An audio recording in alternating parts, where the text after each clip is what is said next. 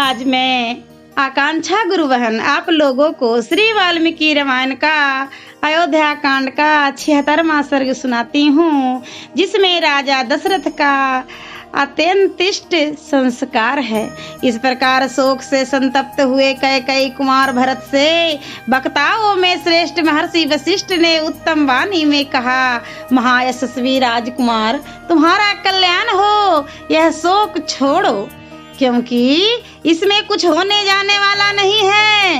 अब समयोचित कर्तव्य पर ध्यान दो। राजा दशरथ के शव को दाह संस्कार के लिए ले चलने का उत्तम प्रबंध करो। वशिष्ठ जी का वचन सुनकर धर्मज्ञ भरत ने पृथ्वी पर पड़कर उन्हें साष्टांग प्रणाम किया और मंत्रियों द्वारा पिता के संपूर्ण प्रेत कर्म का प्रबंध करवाया।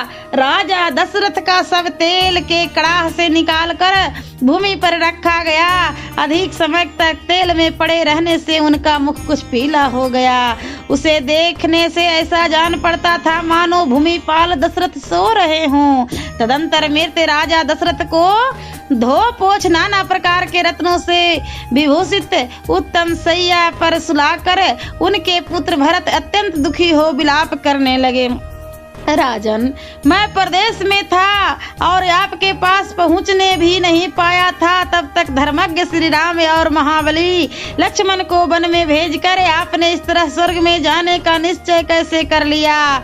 महाराज, अनायास ही महान कर्म करने वाले पुरुष सिंह श्री राम से हीन इस दुखी सेवक को छोड़ आप कहाँ चले जाएंगे? तात आप स्वर्ग को चल दिए और श्री राम ने वन का आश्रय लिया। इसी दशा में आपके इस नगर में निश्चिंतता पूर्वक प्रजा के योगक्षेम की व्यवस्था कौन करेगा? राजन, आपके बिना यह पृथ्वी विधवा के समान हो गई है, अतः इनकी शोभा नहीं हो पा रही है। यह पुरी भी मुझे चंद्रहीन रात्रि के समान श्रीहीन प्रतीत होती है। इस प्रकार दीन चित होकर विलाप करते हुए भरत से महामुनि वशिष्ठ ने फिर कहा, महाबाहो, इन महाराज के लिए जो कुछ भी प्रेत कर्म करने हैं उन्हें बिना विचारे शांत चित्त होकर करो।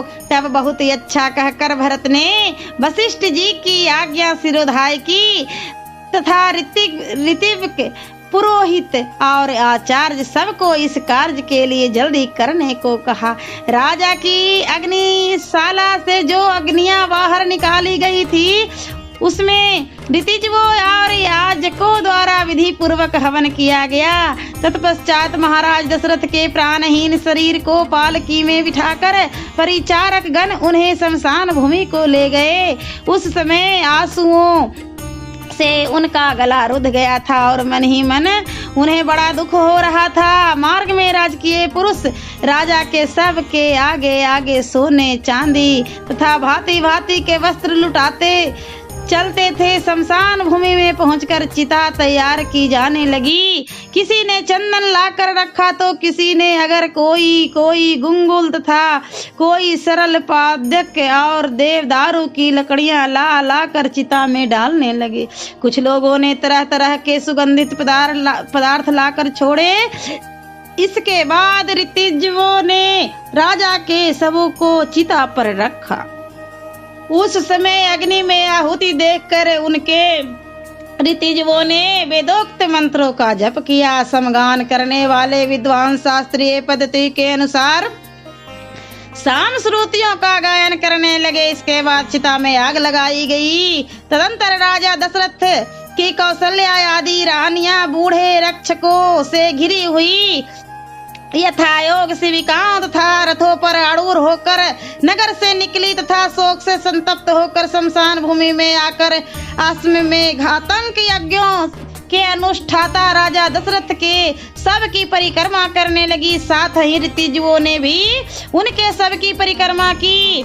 उन समय वहां करुण क्रंदन करती हुई सहस्रों शोकार्त रानियों का आर्तनाद कुरीरियों के चित्कार के समान सुनाई देता था। दाह कर्म के पश्चात विवश होकर रोती हुई वे राज्य रानियां बारंबार विलाप करके सवारियों से ही सरजू के तट पर जाकर उतरी। भरत के साथ रानियों, मंत्रियों और पुरोहितों ने भी राजा के लिए जलांजलि दी। फिर सब के सब नेत्रों में आंसू बहाते हुए नगर में आए और 10 दिनों तक भूमि पर शयन करते हुए उन्होंने बड़े दुख से अपना समय व्यतीत किया। सियावरे रामचंद्र की जय।